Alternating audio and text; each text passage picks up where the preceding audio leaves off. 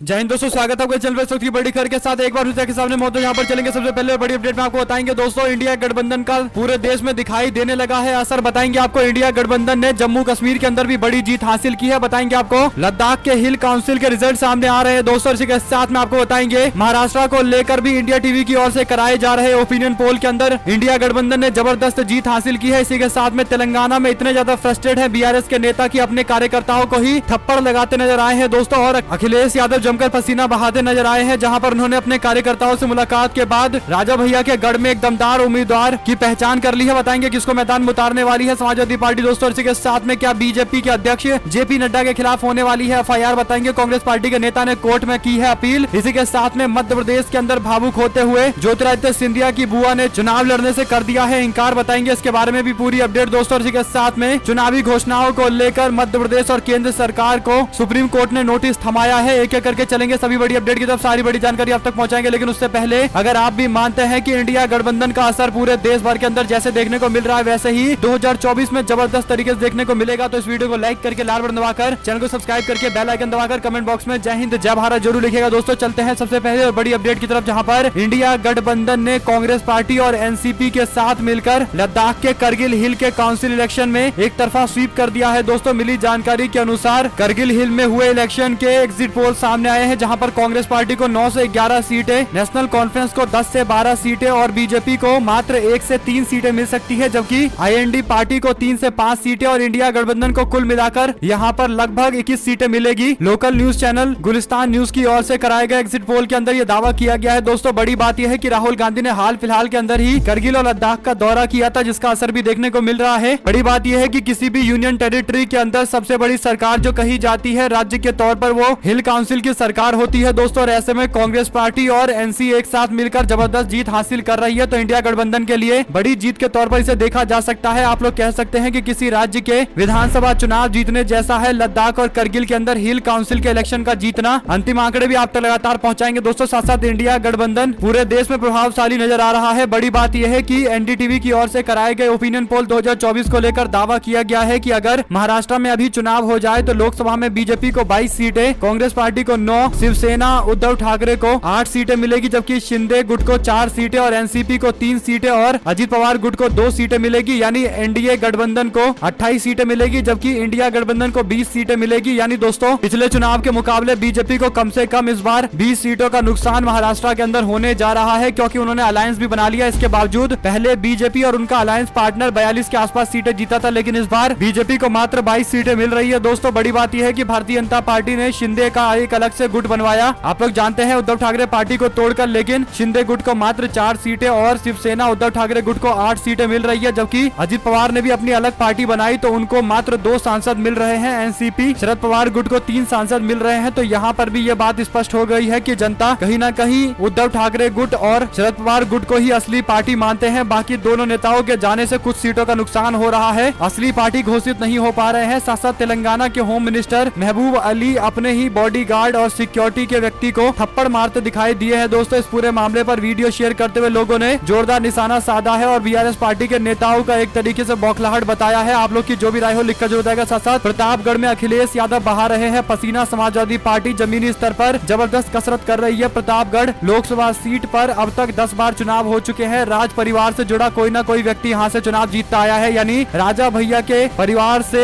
जुड़ा हुआ कोई ना कोई व्यक्ति चुनाव अभी तक जीतता आया है। सपा को एक बार मात्र 2004 में इस सीट पर चुनाव जीतने का मौका मिला था। आपको बता दें कि राजघराने से ही जुड़े अक्षय प्रताप सिंह पार्टी के उम्मीदवार थे, तब ये सीट समाजवादी पार्टी के खाते में गई थी। लेकिन अब क्योंकि समाजवादी पार्टी और राजा भैया के बीच में दूरी है, तो माना जा रहा है कि समाजवादी पार्टी यहाँ से एक बड़े उम्मीदवार की तरफ रुख कर रही है। लखनऊ के एक बड़े स्कूल चेन के संचालक और पूर्व एमएलसी की उम्मीदवारी भी तय हो गई है। आप लोग कमेंट बॉक्स में नाम लिखकर जरूर बताइएगा दोस्तों। साथ साथ सपा के यहाँ चल रहे लोक जागरण शिविर के समापन सत्र में हिस्सा लेने पहुंचे अखिलेश यादव ने कहा कि सपा के कार्यकर्ता पार्टी के विचारधारा और कार्यक्रमों को लेकर गांव-गांव घर-घर तक जाएंगे। बीजेपी को हराने का संकल्प हमने लिया है। इंडिया गठबंधन इस बार लोकसभा चुनाव में पीडीए के साथ मिलकर बीजेपी को हराएगा। समापन सत्र से पहले पूर्व विधायक सायद अली का निधन होने के चलते शोक प्रस्ताव के बाद सत्र को स्थगित कर दिया गया था। अखिलेश यादव ने मीडिया से मुखातिब होते हुए जातीय जनगणना के लिए राज्य के आंकड़े आने के बाद बीजेपी कंफ्यूज हो गई है कि सभी लोगों को हक अधिकार मिले, उनका सम्मान हो, उस दिशा में सपा आगे लड़ाई लड़ेगी। उन्होंने कहा कि आगे भी परिवर्तन होगा तो जातीय जनगणना होकर रहेगी। साथ साथ दोस्तों भाजपा सरकार आलोचना नहीं सुन पा रही है, एनडीए विपक्ष को दबाने की कोशिश कर रहा है, देश तानाशाही की ओर बढ़ रहा है, कभी न कभी अति का अंत जरूर होगा। भूपेश बघेल की ओर से मोदी सरकार के द्वारा किए जा रहे कार्रवाई पर निशाना साधा गया है। साथ साथ दोस्तों पश्चिमी उत्तर प्रदेश के बड़े मुस्लिम चेहरे के तौर पर जाने जाने वाले इमरान मसूद शनिवार यानी आज कांग्रेस पार्टी ज्वाइन कर सकते हैं। 1.5 साल के बाद उनकी कांग्रेस पार्टी में वापसी होने जा रही है। एपी न्यूज से एक्सक्लूसिव बातचीत के दौरान इमरान मसूद ने कहा कि कांग्रेस पार्टी छोड़कर कहीं और नहीं जाना चाहते थे, मगर कार्यकर्ताओं के दबाव में उन्हें पार्टी छोड़ने का फैसला लेना पड़ा। कांग्रेस पार्टी के नेता राहुल गांधी, प्रियंका गांधी और कई और नेताओं की तारीफ करते उन्होंने कहा कि मैं बीएसपी से रिक्वेस्ट करना चाहूंगा, मायावती से रिक्वेस्ट करना चाहूंगा कि वो इंडिया गठबंधन का हिस्सा बन जाए। अखिलेश यादव ने मुझे किया वादा पूरा नहीं किया, इमरान मसूद की ओर से टिप्पणी की गई है। साथ साथ दोस्तों भोपाल में आचार संहिता से पहले बड़ी तैयारी, सरकारी बैनर्स और होर्डिंग्स हटाए जाने लगे हैं, यानी जल्द ऐलान किया जा सकता है। माना जा रहा है कि 9 तारीख को मध्य प्रदेश, छत्तीसगढ़, राजस्थान और तेलंगाना के साथ साथ मिजोरम के अंदर इलेक्शन का ऐलान एक साथ हो सकता है। साथ साथ राजस्थान विधानसभा चुनाव की सियासत में एक बार फिर से बीजेपी के अध्यक्ष जेपी नड्डा चर्चा में है, जहां पर नड्डा के खिलाफ एफआईआर दर्ज कराने की मांग की गई है। इसे लेकर कांग्रेस पार्टी के नेताओं ने जयपुर कोर्ट में अर्जी दायर की है। अर्जी में एक पोस्टर के जरिए कांग्रेस पार्टी के नेता राहुल गांधी का अपमान करने का आरोप लगाया गया है। दरअसल कांग्रेस पार्टी के नेता और वकील जसवंत गुर्जर ने जयपुर की एक कोर्ट में अर्जी दायर की है, जिसमें भाजपा के अध्यक्ष जेपी नड्डा और बीजेपी आईटी सेल के हेड अमित मालवीय के खिलाफ मुकदमा दर्ज करने की बात कही गई है। एफआईआर की ये मांग राहुल गांधी के एक विवादित पोस्टर को लेकर की गई है, जो बीजेपी के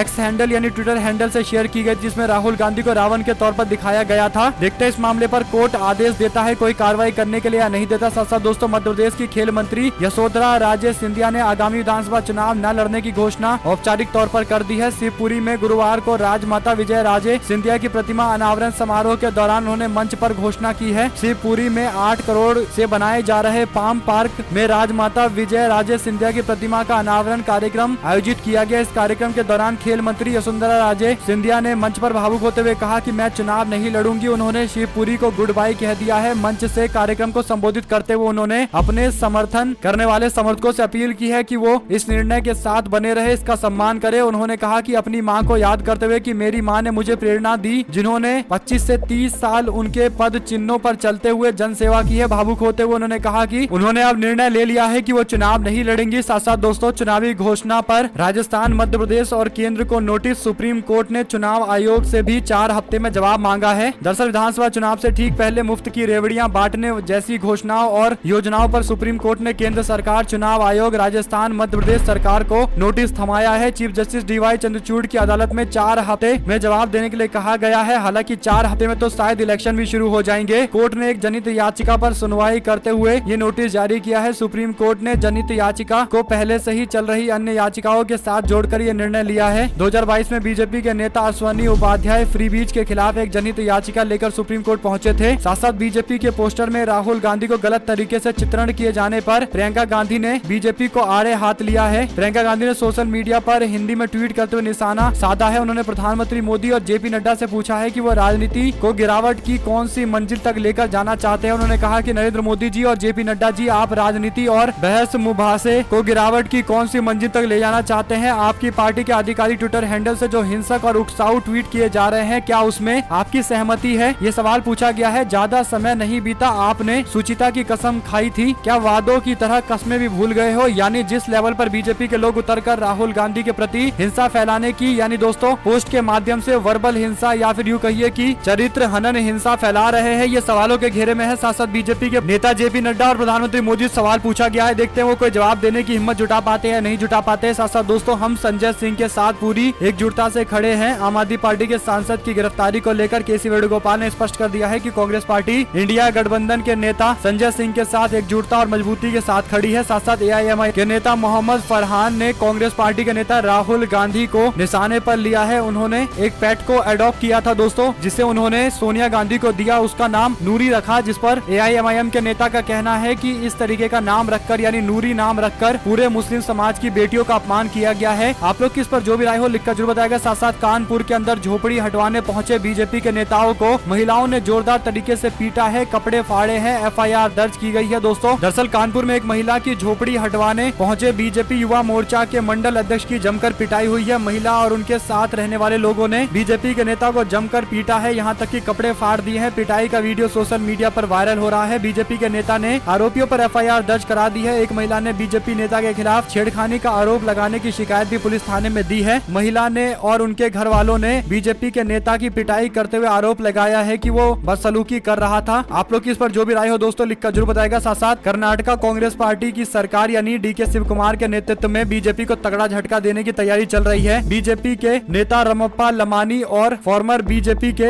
एमएलए एमपी कुमारस्वामी जल्द बीजेपी से इस्तीफा देने जा रहे हैं। कांग्रेस पार्टी चिकमंगलूर और गढ़गा डिस्ट्रिक्ट के अंदर और मजबूती के साथ आगे आने वाली है। दोनों नेता कांग्रेस पार्टी 10 अक्टूबर को ज्वाइन करेंगे, ये जानकारी भी दी गई है। अगर आप लोगों को ये भी खबर अच्छी लगी हो तो इस वीडियो को लाइक करके लाल बटन दबाकर चैनल को सब्सक्राइब करके बेल आइकन दबाकर कमेंट बॉक्स में जय हिंद जय भारत जरूर लिखिएगा। दोस्तों जुड़े रहने के लिए सभी दोस्तों भाइयों बहनों मित्रों का बहुत बहुत धन्यवाद। देख रहे थे आपका अपना चैनल जय हिंद।